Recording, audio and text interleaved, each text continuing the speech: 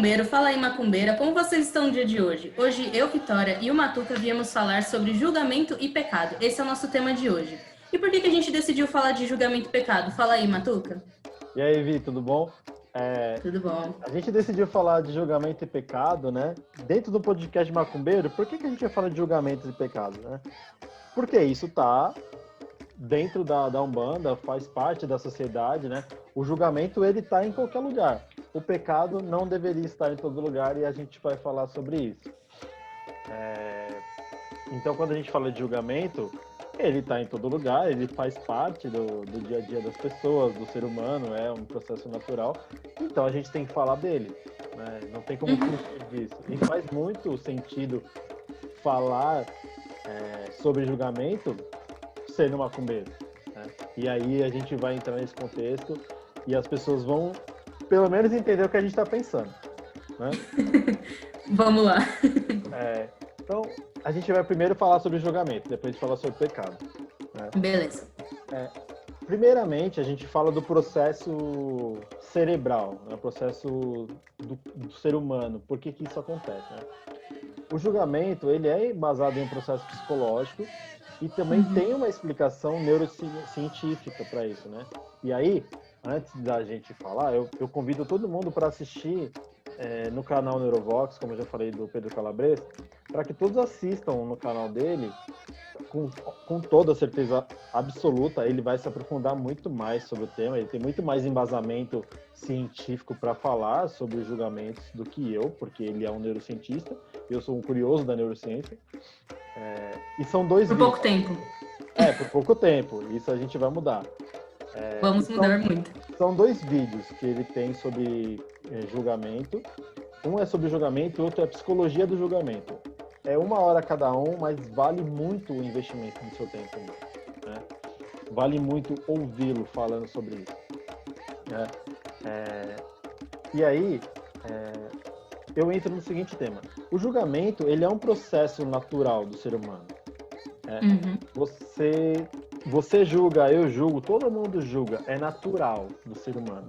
E aí eu quero contar 2 historinhas, se você me permite, se eu não errar as historinhas que ele conta no vídeo, eu acho muito bom falar sobre isso, né? Pode contar, se errar a gente corta.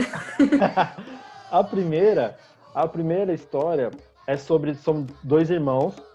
2 irmãos resolvem fazer uma viagem pela Europa. E um certo dia, esses 2 irmãos resolvem ter relações sexuais. Então, coloca aí, Júlia e Pedro. Eu não lembro o nome que ele fala, mas o meu nome vai ser Júlia e Pedro. A Júlia, ela já toma contraceptivo, ela faz os cuidados para não engravidar. Mesmo assim, eles resolvem usar preservativo e aí a possibilidade de engravidar é nula, né? Então, eles têm essa relação sexual, passam essa noite, têm a relação sexual. No outro dia, quando eles acordam, eles percebem que essa relação sexual os deixam mais unidos como irmãos, os deixam mais próximos, mais confidentes. E aí resolvem não falar para ninguém nunca vai saber disso, e resolvem também não fazer mais, né? E tudo bem. E aí vem o questionamento. Você faria o que eles fizeram? Possivelmente as pessoas vão falar que não. Você considera errado o que eles fizeram? A maioria vai falar que considera errado.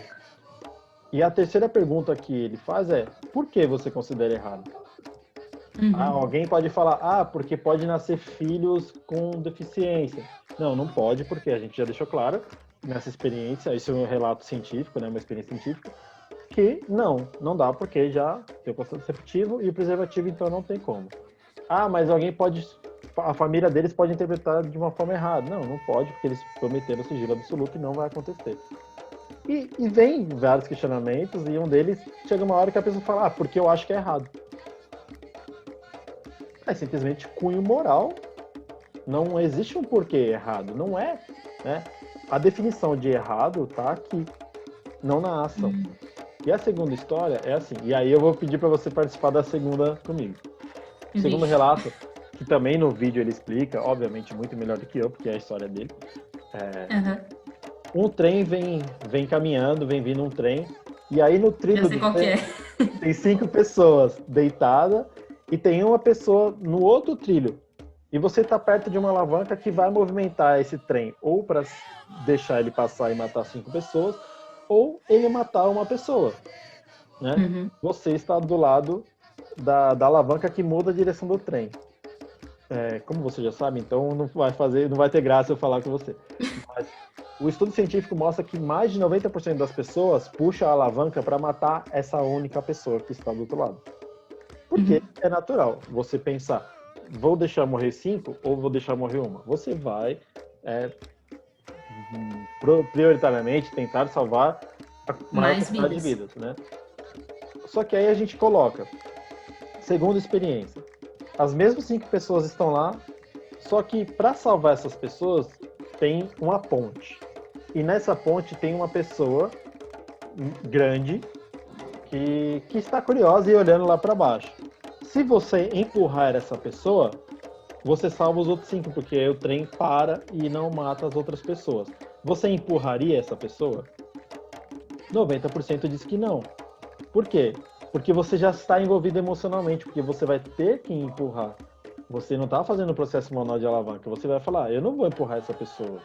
Eu não vou assumir a morte do outro. Mas quando é para puxar a alavanca, você assumiria. Porque você não tem um contato emocional com essa pessoa. E aí a gente muda de novo a perspectiva. Se lá embaixo tiver as 5 pessoas que você mais ama, você empurra essa pessoa? Você empurra. Ou se a pessoa no trilho for uma pessoa da sua família, depende da família, né? Depende de que familiar. Dependendo do familiar, puxaria a alavanca. Mas assim, se for seu familiar, também provavelmente a pessoa não puxaria a alavanca. Exato. Então, assim, e aí o que isso define? Define que o julgamento é um processo natural, mas ele está ligado à emoção, né? Então, o julgamento, ele é natural, não deve fugir disso. O que você precisa aprender é não ser cruel com o seu julgamento. Você precisa analisar o que você está pensando, o que você está fazendo e o que está acontecendo, né? A crueldade que o julgamento é capaz de realizar, às vezes, é irreparável, né? E geralmente quem julga não gosta de ser julgado porque não enxerga seus próprios defeitos, né? As pessoas, elas julgam os outros por aquilo que elas acreditam ser, julgam embasado naquilo que elas são. O julgamento, ele não é o que o outro pensa. Ele nunca é embasado no outro. Ele é sempre embasado em você, na sua crueldade, na sua maldade para com o outro, né? Mano, e isso que você falou é fantástico, porque assim, é muito interessante quando a gente observa mesmo uma pessoa julgando, porque às vezes ela acaba falando mais dela mesma do que de fato do outro, né? Porque, como você disse, é muito relacionado à parte cultural dela, às culturas, às crenças, a vida dela, como ela vê o mundo, assim. Então, o julgamento, ele sempre está embasado muito mais em quem julga do que de fato no que é julgado, né? Exato, né? E ele tem um início nas emoções que não são racionalizadas, né? Ele acontece por aquilo que você acredita que é certo e não pelo outro, ou pelo que o outro acredita que é certo. E aí é o que você falou, ele está atrelado à moral da pessoa, ele está atrelado à crença de certo e errado, né? Então o julgamento está atrelado à moral da pessoa, à sua moral, está atrelado à crença do que é certo e o que é errado, né? Então, quando você julga a ação do outro, você está falando mais de você do que o do outro, que foi o que você falou, né? Então, mas o que isso tem a ver com a Amanda? Cara, tem muito a ver. Quando a gente fala de julgamento, né, a gente precisa ver primeiro sobre a nossa religião, antes de falar do terreiro, né? O julgamento e a exposição que as nossas religiões de matriz africana sofrem é pura e simplesmente pelo julgamento eurocentrista que determina o que é certo e o que é errado. O julgamento cruel e maldoso só existe na falta de compreensão da nossa realidade. Se as pessoas compreenderem a nossa realidade, não vai existir o julgamento. Porque você está julgando, novamente, a partir daquilo que você acha que é, e não o que é, né? Exemplo. Sim, verdade. Dizer que Exu é o diabo é julgamento, né? A gente não acredita no diabo. O diabo é uma criação cristã. Então, não existe isso na Umbanda. Não existe o diabo na Umbanda, no Candomblé, no culto de matriz africana. Não existe o mal na cultura na Goiorubá. Pra gente que é macumbeiro, o mal está na mente e nas mãos do ser humano, não das divindades, porque eles são divinos, como é que ele vai fazer o mal? Né? Sim. E aí outra questão, um exemplo, se entra alguém no terreiro com um mau cheiro, um cheiro que incomoda, os olhares e comportamento para aquela pessoa, ele já é diferente de uma pessoa que entra com cheiro bom, agradável para os outros. Então, existe um julgamento natural do ser humano pensando o que é bom é cheiroso, o que é ruim é fedido. Então, a gente precisa mudar o julgamento de olhar o outro determinando que o outro é por aquilo que você pensa. Né? Determinar o que o outro é por aquilo que você pensa é um julgamento cruel. Né? Então, muitas pessoas tendem a julgar. É natural, de novo, falando, processo natural. Né? Mas o que mais impressiona, por que a gente traz para dentro do terreiro agora? Primeiro a gente fala fora, né, que existe um julgamento social preconceituoso e maldoso para com as nossas religiões de matriz africana. Mas tem muitas pessoas que julgam dentro do terreiro, e é fácil dar o exemplo. Quer ver? Pessoas que julgam o comportamento dos irmãos de santo por aquilo que ele acredita que é o certo, né? Eu já vi muita gente, né, durante esse período que eu tô na Umbanda, esse período de macumba que eu tenho, julgando a mediunidade do outro, querendo dizer se a pessoa está ou não incorporada. E detalhe, se você está incorporado, olhando o outro incorporado, falando que ele não está, quem não está, na verdade? É você que está prestando atenção no outro e falando que ele não está. Porque se você estiver no seu transe, se você estiver no processo de transe, você tem que estar ocupado com você. Se você está julgando o outro, você não está incorporado. Verdade. Né? E se você julga o guia do outro, que o guia do outro usa, você está agindo de uma forma equivocada totalmente. Né? Porque, primeiro, terreiro tem pai e mãe de santo, que são responsáveis por isso. Né? Sim. Você tem que cuidar da sua parte. Faça o seu melhor e deixe para quem é de responsabilidade olhar, porque pai e mãe de santo conseguem e são preparados para isso, para analisar o que é e o que não é. Você é apenas um julgador do que está acontecendo, né? Quantas pessoas, Vitória, não julgam os seus dirigentes, né, dizendo, ou seu pai ou mãe de santo, dizendo que é certo e que é errado o que ele está fazendo? Por quê? Embasado no quê? Né?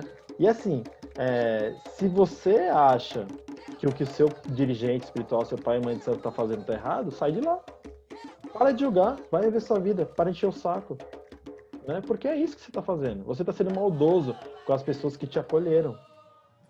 Eu pensei em 2 pontos, você falando isso, né? Primeiro, sobre as pessoas que julgam os irmãos que estão lá incorporados, enfim, fazendo o que eles têm para fazer ali de melhor deles. Eu vejo a incorporação muito com um processo muito interno, muito de novo, né? A conexão.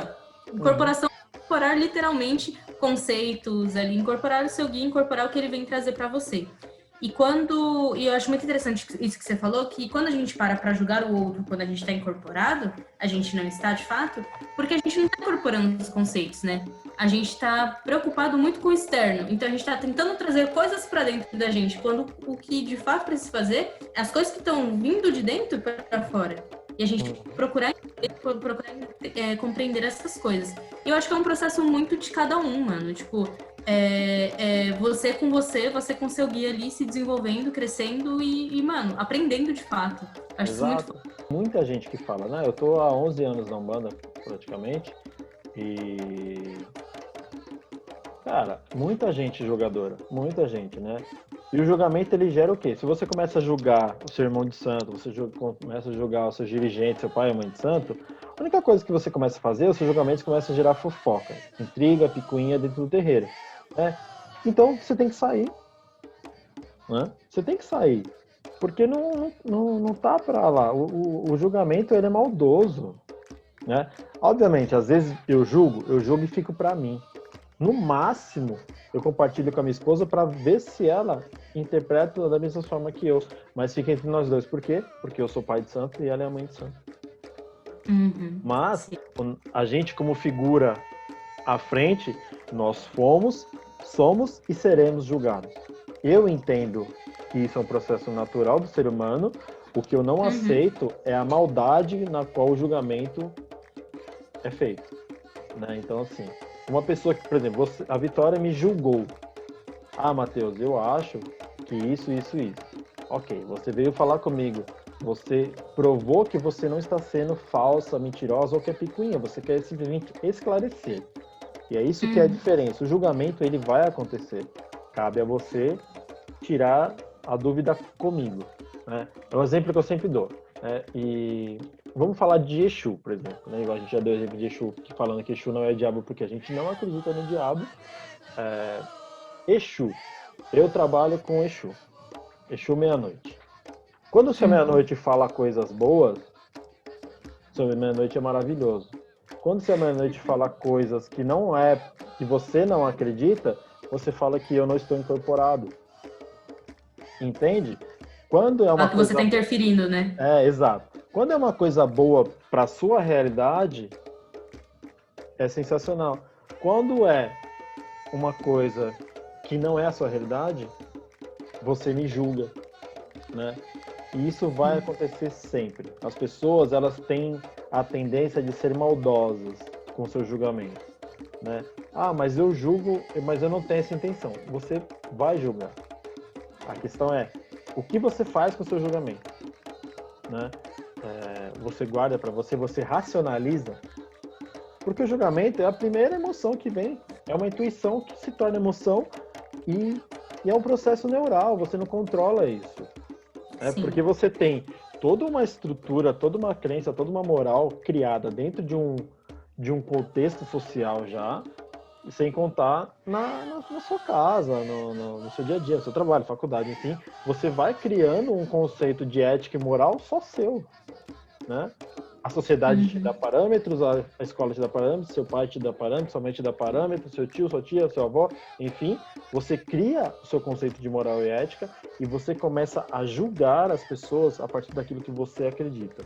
O processo de julgamento, ele é natural. Não estou falando que não existe, que eu não julgo. A questão é como você age com o seu julgamento.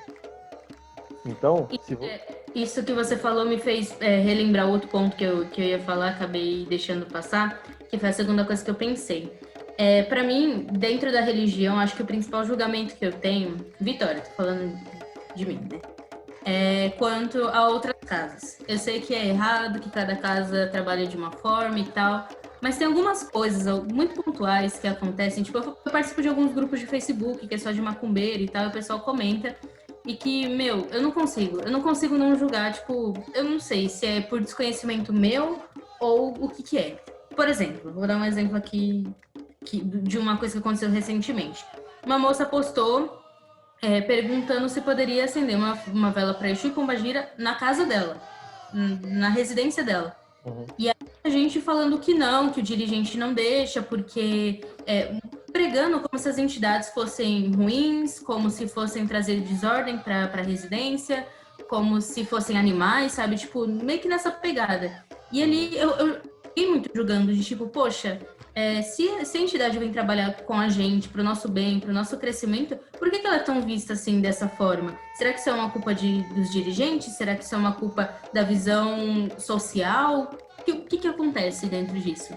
É assim, tem uma questão, tá? Eu não vou usar a palavra culpa, eu vou usar a palavra questão. Existe uma questão social, que é eurocentrista, cristã, que fala que Exu é o diabo, Pombagira é a prostituta, né? Isso é uma questão social. Infelizmente, nós temos dentro da Umbanda dirigentes que replicam uma questão social, que não param para pensar a religião. Então, um dirigente que fala que o Exu precisa ser doutrinado, ele não entendeu o que é Exu, né? Por quê? Exu não precisa ser doutrinado. É um ser de luz, um ser de conhecimento, né? De vitalidade, de força. Quem precisa ser doutrinado é o médium, é o próprio dirigente que não sabe o que está falando. Pombagira é prostituta. E daí? Existem garotas de programa, eu nem sei qual é o termo correto para se utilizar para falar delas, que tem um conhecimento absurdo, que tem uma experiência de vida que a gente não vai conseguir nessa vida, né? E qual o problema se a minha pombagira foi um dia uma prostituta, uma garota de programa, enfim? O que importa é o amor e o valor que ela me dá, e não o que ela foi em vida. Porque o que ela foi em vida não me interessa. Né? O que ela está sendo em vida agora não me interessa o que ela me traz. Né? E outra, por que trata como prostituta, como garota de programa? Aí a gente volta num conceito que é uma sociedade machista, que não aceita que mulheres que são empoderadas falem no mesmo tom. Né? E aí, infelizmente, a gente tem esses conceitos de julgamentos pré-estabelecidos de uma sociedade doente. Então, eu acendo a minha firmeza. Eu não tenho... tenho um lado de fora pequeno, que é a porta de frente para a rua. Então, a minha firmeza de Exu Pombagira fica dentro do quarto que eu trabalho. E hoje, né? Eu trabalho por causa do home office. E a energia é maravilhosa. Eu não tenho problema algum, nunca tive problema algum. Porque Exu pode estar dentro da minha casa. Porque Exu sou eu sou Exu. Né? Exu está comigo, eu estou com ele o tempo todo. Pombagira está comigo, eu estou com ela, eu sou ela sou eu. Então, ela está dentro da minha casa. Eu tenho clara evidência que muitas vezes eu estou aqui em casa e eles estão dentro do meu quarto. Eles não ficam do lado de fora, eles conversam comigo. Né? Então, infelizmente, as pessoas que entram na Umbanda, elas não desconstroem. E aí a gente tem esse problema de dogmas, de julgamentos, de problemas sociais que não terminam nunca. Então isso não é um julgamento meu de achar que eles estão errados, é um julgamento deles com a própria religião. Assim, tem um julgamento de certo e errado, sim, mas é que assim, eles não entenderam. Né? Nunca passaram na vida deles alguém que chacoalhasse eles e falava, então, meu querido, não é assim.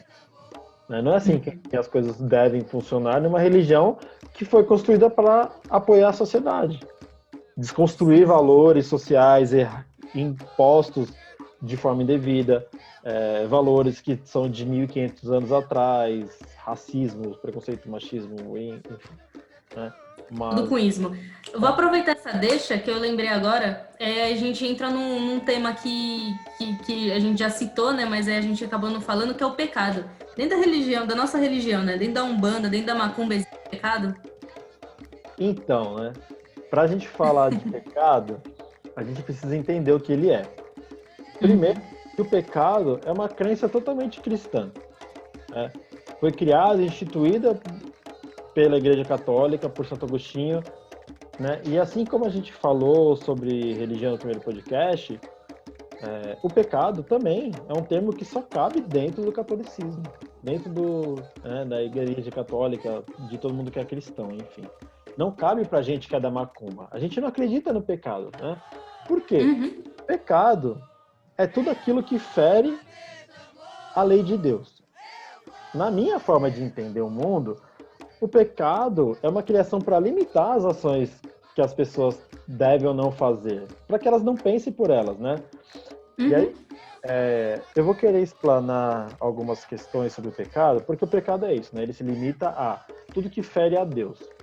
Né? Então, se a gente não acredita nesse Deus, não existe pecado. Se a gente não segue a Bíblia, não existe pecado. Né? Então, assim, pensa um pensamento que eu gostaria que todo mundo pensasse comigo agora. E eu não estou falando mal da Bíblia, é um conceito e uma forma que o Mateus, o Matuca aqui, pensa. Né? Não estou definindo a Umbanda, estou falando sobre a minha forma de compreender. Sim. Pensem comigo. É mais fácil eu falar que preguiça é pecado e falar que Deus não gosta de gente preguiçosa, ou eu falar que a preguiça vai gerar sedentarismo, que quem quer ficar na cama geralmente pode ter um indício, quer passar o dia inteiro na cama, tem um indício de uma depressão. Né? Então, é mais fácil eu lidar e falar que a pessoa, você não deve ser sedentária, você precisa fazer atividade física, você precisa cuidar da sua saúde, você não pode ficar na cama, porque talvez você esteja com indício de depressão. A depressão, ela causa vários males, é o mal do século. Então você, né, a depressão não é frescura, é uma doença, né, comprovada cientificamente. O que é mais fácil? Eu falar que preguiça é pecado para você não fazer. Né? É mais fácil eu falar que a gula é pecado, ou eu parar para falar que você deve ter uma alimentação adequada, pois uma alimentação feita de qualquer jeito vai gerar problemas de saúde, que é necessário uma refeição balanceada e tal. O que é mais fácil, né? Fala que é pecado, que aí o pessoal evita. Aí eu não quero ir pro inferno, né? Sim. Então, se eu digo que é pecado e eu falo que Deus não gosta, né?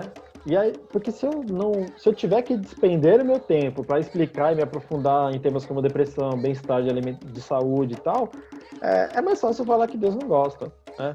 É tipo a mãe falando que se você tomar manga com leite, você morre, né? Então, basicamente isso, né? Então não faz sentido pra gente que é macumbeiro acreditar no pecado, né? Porque a gente não vai ferir algo que não nos representa. A gente não vai ferir esse Deus. Porque um ser que é onisciente, onipotente, onipresente, vai se sentir ofendido com uma ação que você tomou, né? Mas como que ele vai se ofender sabendo que você vai fazer isso? Eu sei que você vai fazer isso e você faz e eu me ofendo. Então não faz sentido, na minha concepção de vida, um ser tão supremo, onisciente, onipresente, onipotente, se ofender com aquilo que ele sabia que ia fazer. Aquilo que a gente foi programado a fazer, né? Então, se ele sabe o que eu vou fazer, ele fica bravo. É igual você deixar uma comida, um pedaço de carne na frente de um cachorro e brigar com ele porque ele comeu. Sim. Não tem sentido, né? E o pecado, ele é um dogma da igreja e ele não deve ser questionado, porque aquela crença, aquela cultura determina assim, né? Mas a gente para pensar, quando que ele foi criado? 2000 anos atrás, aproximadamente, né? E naquela época as pessoas não sabiam exatamente viver em sociedade, pelo menos desse povo. Né? E o que fazia? Você coloca limites e regras e as pessoas elas vão seguir pelo medo, né? Uma das formas antigas e antiquadas, retrógradas que existe de educação e doutrinação é o medo. Hoje, na nossa sociedade, nas gerações mais novas, mais recentes, o medo não serve, né? A gente é educado de outra forma, não pelo medo, né? Se existe alguma coisa que nós, humanistas, precisamos acreditar, é em uma tribo conhecida como Sawabona e Chikoba, que é uma tribo que fica no sul da África. E nós, novamente, falando da África como parâmetro de comportamento social e humano, né? Quando alguém se comporta de uma forma inadequada, né, os membros da tribo pegam essa pessoa, levam ela ao centro da aldeia e todas as pessoas rodeiam essa pessoa que agiu de uma forma inadequada. E durante 2 dias, eles ficam recordando essa pessoa de todas as coisas boas que ela já fez, né? Que é lindo, e esse costume é conhecido como Sawabona e Chikoba, né? E que significa Sawabona significa eu respeito você, valorizo você e você é importante para mim.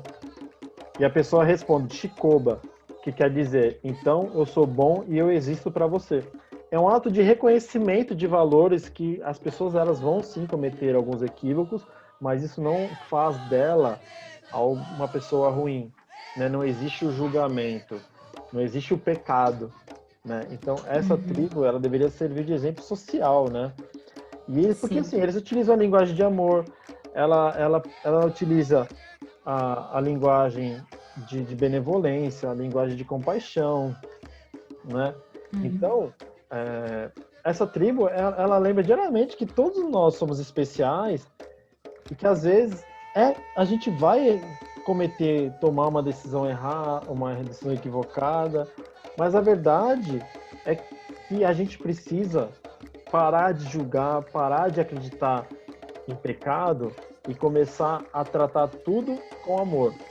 Ah, mas você está falando isso então que eu preciso tratar com amor um assassino, um estuprador? Não, eu estou falando que as pessoas elas devem sim pagar por aquilo que ela faz inadequadamente social, né? Aquilo que a lei e os conceitos humanos determinam o que é certo e o que é errado, porque quando você viola o corpo do outro, quando você tira a vida do outro, você está, sim, fora de um contexto social humano, mas isso não quer dizer que essa pessoa merece o seu ódio. Entendi. E na verdade, até uma coisa que eu ia te perguntar, né, referente a, tipo, onde é o nosso limite? Até quando a gente pode considerar que, tipo, essa pessoa continua boa, continua recebendo, tipo, continua merecedora, eu não diria merecedora, né? Porque, tipo, é muito ampla essa ideia de merecer. Mas, assim, até quando a gente tem que...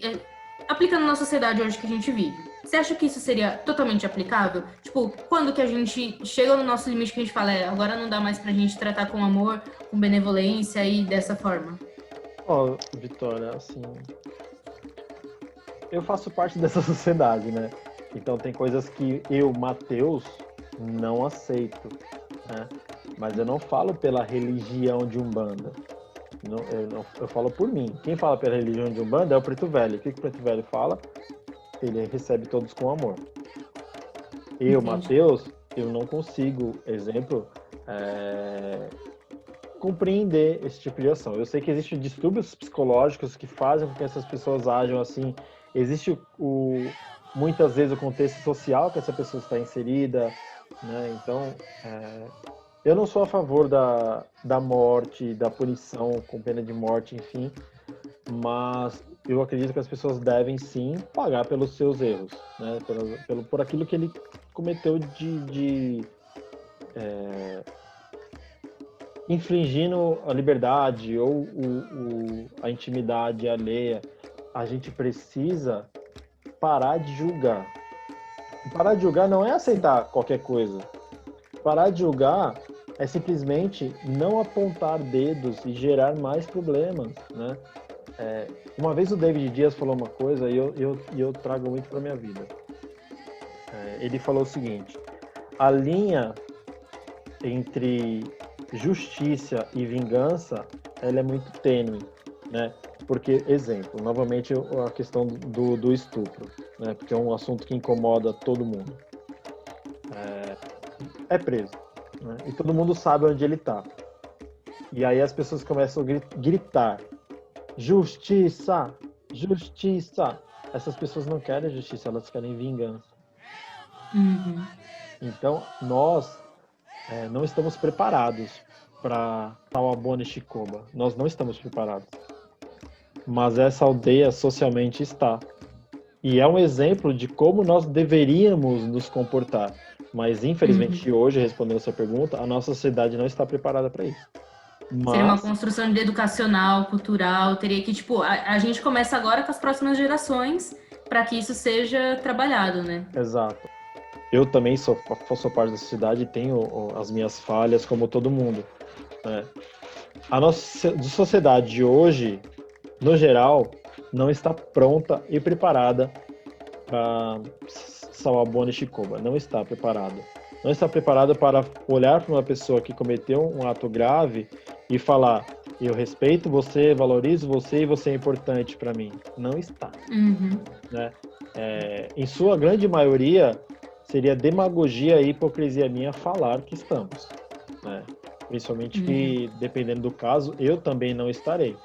Mas não é porque eu não estou que eu não devo ter essa aldeia como exemplo. São duas coisas diferentes, né?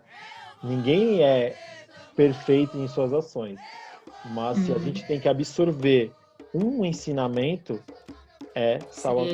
seria Sawabona e Chicoba, porque ele vai totalmente de encontro julgamento e pecado.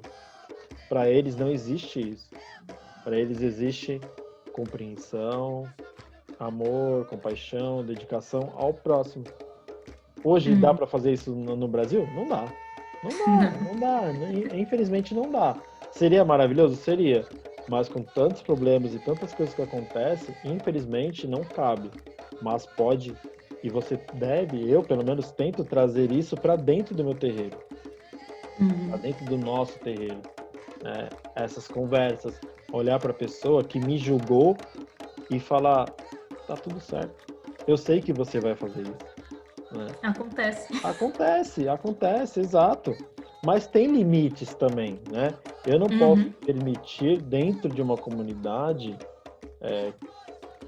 uma pessoa que traga desarmonia o tempo todo. Por quê? A gente está falando do todo e não dessa pessoa. A gente dá oportunidade, mas se a pessoa não quer mudar, a gente não pode mantê-la. Infelizmente, porque uma comunidade, ela serve para ser unida, e se alguém quer desagregar, ela não deve estar lá, né? Acho que dá pra resumir no tipo, sua liberdade vai até onde atinge a liberdade dos outros, né? Tipo, se você tá causando desarmonia É, social, não faz exato. sentido. Exatamente. Se você causa uma desarmonia, não cabe, porque talvez um grupo menor de pessoas, Sawabona e Shikoba, caiba, né? Se uma pessoa ela não consegue se encaixar dentro desse contexto, talvez ela não deva estar.